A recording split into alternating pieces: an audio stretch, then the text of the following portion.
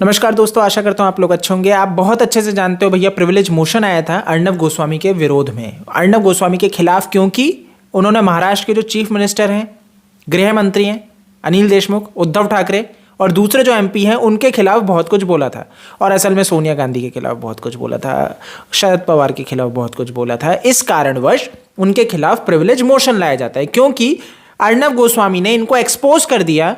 एक sting operation किया जिसमें भैया ये निकल के आता है कि शरद पवार की पार्टी अर्नब गोस्वामी के खिलाफ क्या विचारधारा, क्या रूपरेखा, क्या रणनीति बना रही है। और वो हमने बाद में देखा भी, जब उनको जेल में डाल दिया जाता है, जब कहा था ना कि भैया ये व्यक्ति पागल हो जाएगा या आत्महत्या करने की कगार पे आ जाएगा, है ना।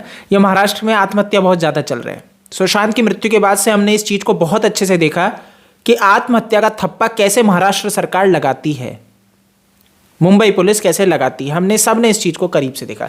अब क्या हुआ, प्रिविलेज मोशन जो लेके आए थे उसके लिए अर्नब गोस्वामी सुप्रीम कोर्ट चले जाते हैं। इनको धमकियां दी जाती है, कहा जाता है आप आओ आप आओ आप आओ, ये जाते नहीं है जाते नहीं है जाते नहीं है, लेकिन सुप्रीम कोर्ट चले जाते हैं, जिससे बौखला जाते हैं। कौन? नाना पटोले।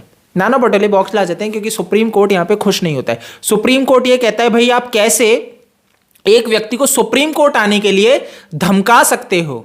अगर कोई व्यक्ति सुप्रीम कोर्ट जा रहा है, ये उसका अधिकार है, तो आप उसको कैसे उस अधिकार से रोक सकते हो। तो इसके ऊपर भैया सुप्रीम कोर्ट गुस्सा हो जाता है और बोलता है कि नाना पटोले जी हाजिर हो। लेकिन नाना पटोले कह देते हैं मैं नहीं हाजिर होता, supreme court is on my foot. तो एक तरीके से वो सुप्रीम कोर्ट को बोल देते हैं भैया तुम कौन होते हो, हम नहीं आते। अब देखो एक समझने वाला चीज है, वो जो एक्सक्यूज देते हैं वो कॉन्स्टिट्यूशन का एक्सक्यूज देते हैं, और बिल्कुल सही बात है। कॉन्स्टिट्यूशन के अंदर, हमारे जो भारत का कॉन्स्टिट्यूशन है उसके अंदर बिल्कुल ये है कि अगर लेजिस्लेटिव असेंबली जो है, अगर ये चाहेगी प्रिविलेज मोशन निकालेगी, तो उसके अंतर्गत जो ये फैसला लेगी उसमें सुप्रीम कोर्ट, हाई कोर्ट और कोई सा भी कोर्ट दखल नहीं दे सकता। वो इनका पक्ष है और इसमें ना ये दखल देंगे ना सुप्रीम कोर्ट के उसमें वो दखल देंगे। ये चीज चलती है। लेकिन अब समझने का विषय है, जैसा कि मैंने आपको हर बार कहा, ये जो प्रिविलेज मोशन है ना, ये बहुत मिसयूज ऑफ पावर है।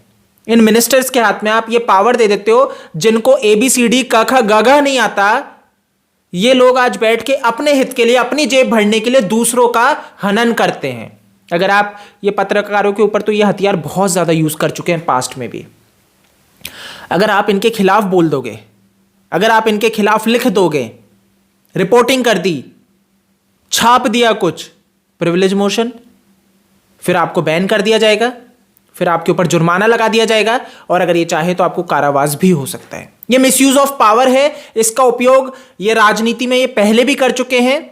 और सबसे घटिया चीज तो, जब अर्नब गोस्वामी के खिलाफ भैया प्रिविलेज मोशन लाए, आप समझना महाराष्ट्र में, तो भैया जब इनको बुलाया नाना पटोले को कि भैया आप आ जाओ, सुप्रीम कोर्ट ने कहा कि आप कैसे एक व्यक्ति को इस तरह से कर सकते हो प्रताड़ित। वही जब सुप्रीम कोर्ट ने इनको बोल दिया कि आप आ जाओ, तो इन्होंने जब असेंबली में इस पर बात की, इस पर मत हुआ, तो भैया किसको सबसे ज्यादा गए? नाना पटोले के समर्थन में। उसमें बीजेपी भी थी। आप समझ जाओ कि एक मत इनके समर्थन में गया, यानी कि बीजेपी पार्टी भी, आप समझ जाओ, सब ढोंग है, सब दूध के धुले होने का नाटक करते हैं, दिखावा करते हैं। ये उनकी असलियत है। देश हित में बात हो जाए कैसे? स्वार्थ। अगर देश हित में चीज चली गई तो इनकी रोजी रोटी कैसे चलेगी, ये समझ लेना।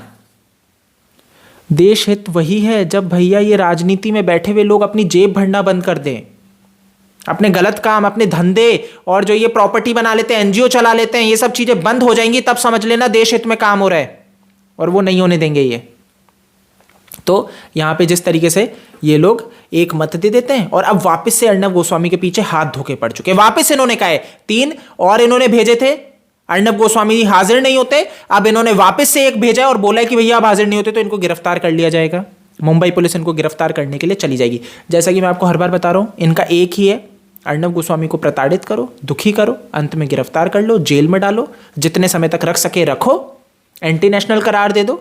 और अभी तो यह है, अगर एक बार अर्नब गोस्वामी को पकड़ लिया तो इनके ऊपर इतने केस लग जाने हैं, इतने ज्यादा केस लगाने के इसमें है कि अर्नब गोस्वामी लंबे समय तक अंदर जाएं। क्लियर है? व्हाट्सएप चैट, एंटी नेशनल, देशद्रोही, आतंकवादी, सारे तो इन्होंने बता ही दिए हैं।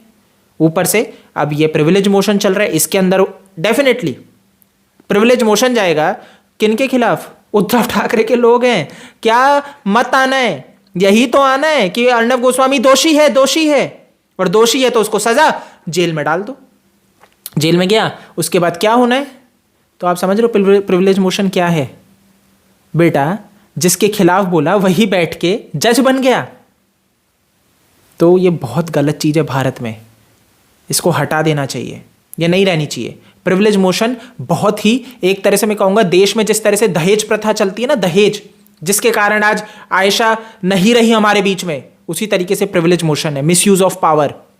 इसका घोर विरोध करना पड़ेगा आपको। अगर आज तक नहीं कर रहे हो तो करना स्टार्ट कर दो, क्योंकि ये सही समय ऐसी घटिया चीज का विरोध करने का है ना। ये जो एमपी बैठे हैं पढ़े लिखे होते नहीं है, भ्रष्टाचार ये करते हैं, खाते ये है, टैक्स चोरी ये करते हैं, और उसके बाद बेशर्मों के जैसे क्या बोलते हैं, आपने इनके विरोध में बोल दिया आ जाओ, आपके ऊपर सुनवाई होगी, जज ये, और भैया गुनहगार आप, तो फिर क्या होगा आप समझ जाओ, आपको जेल ही होनी है। तो दोस्तों ये समझने का विषय है। मैं उम्मीद करता हूं आप इस चीज को गंभीरता से समझ पाए होंगे क्यों ये घातक है।